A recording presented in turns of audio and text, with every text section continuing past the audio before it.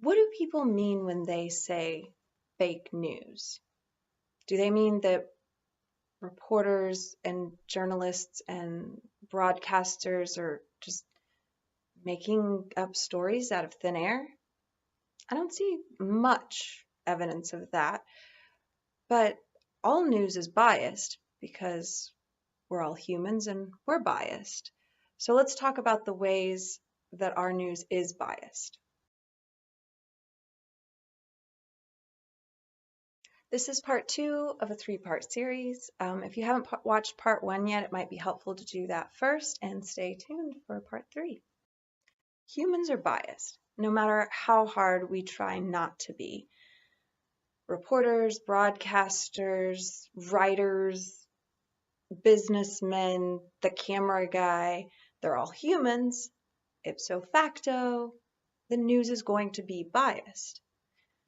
I'd like to talk today about how that shows up in the news so that we can be aware of the ways that our news that we're getting is biased, so that we can kind of counter to that, so that we can not be blind sheep when we watch the news. So we can notice the ways that they're biased and notice the ways in ourselves that we're biased and buy into their bias.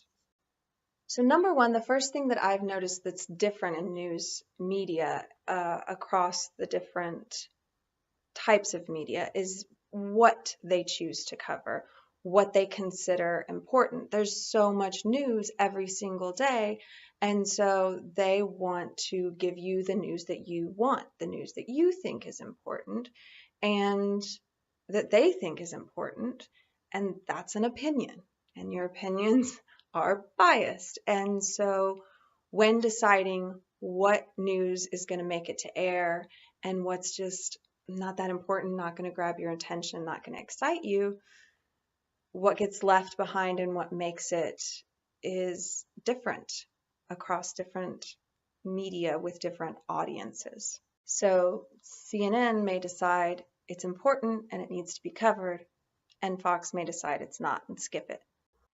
Second, how important something is subjective. So one newspaper may decide a story is front page news, while another decides to bury the story in the back with the crossword puzzles. Thirdly, what is focused on in a story can be biased. So let's say an immigrant shot someone.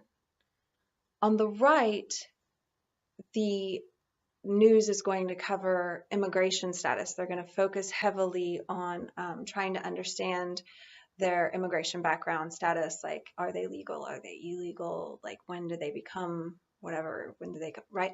And then the left is going to focus more on the gun situation. Where did they get the gun? How did they get the gun? How long have they had the gun? Is it a legal gun? Like all these different things. And then so that really shapes how the story is presented and what is focused on in the story based on what each audience is most concerned about. And so that's the shaping of the news for the audience. And then both sides say that, see, this is evidence that this is a problem, right? So either side will end up saying it's evidence that it's a problem for the thing that concerns them and their audience the most. 4, exaggerations and minimizations play a big role. One side says it's breaking news, it's unprecedented, and it has massive ramifications. And then the other side rolls their eyes and says, I don't really understand. We got to talk about it because it's out there, but it's not a big deal, right? So big discrepancy there. What about expert panels? You ever watch Fox News and notice that there's like one liberal leaning expert and they're like super outnumbered by the conservative experts on the panel? And then if you switch over to CNN, you're going to see the same thing but flipped. And I think it makes sense. It's probably hard to get experts who lean one way or the other to go to the channel that doesn't lean the way that they do because they see it as fake news and they want to go on the legitimate channel. And I also think it's a problem if you'll notice that the moderator uh, for the discussion for the panel, of course, is biased because they're human.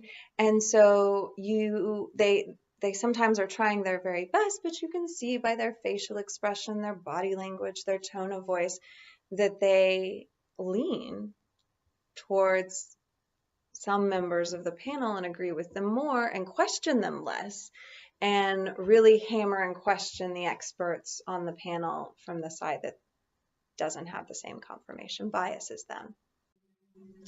And lastly, there's the peanut gallery. So it comes to the part in the show where they're going to take callers or look at emails or tweets.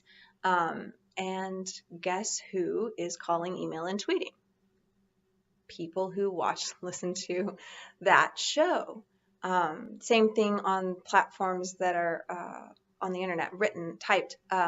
The comments underneath are mostly going to be people who tuned in to have their confirmation bias confirmed in the first place. So guess what? Looks like the average Joe agrees, right? And they do polls. Guess who joins in on the polls? And so it snowballs into this confirmation bias bubble that just keeps getting confirmed. And then it feels like everyone believes this. And it's logical and reasonable and it makes sense. And people that believe that other stuff, I don't understand them, right? They don't make any sense. So that's the mess that we get in when our news media is biased.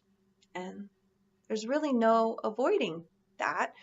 It's just increasing our awareness. It's going to be biased because people are biased and people bring us the news.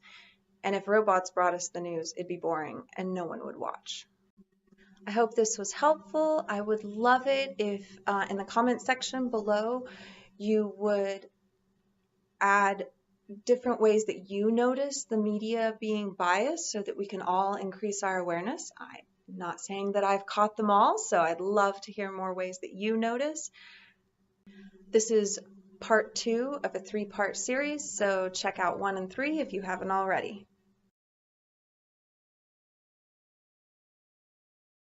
Thanks for watching. Don't forget to like, subscribe, turn on your alerts, all that good stuff, but please share. I'm really trying to get the word out about this channel. I think it could be really helpful to a lot of people. And if it gets out to enough, maybe it can actually make a change. Thanks, guys.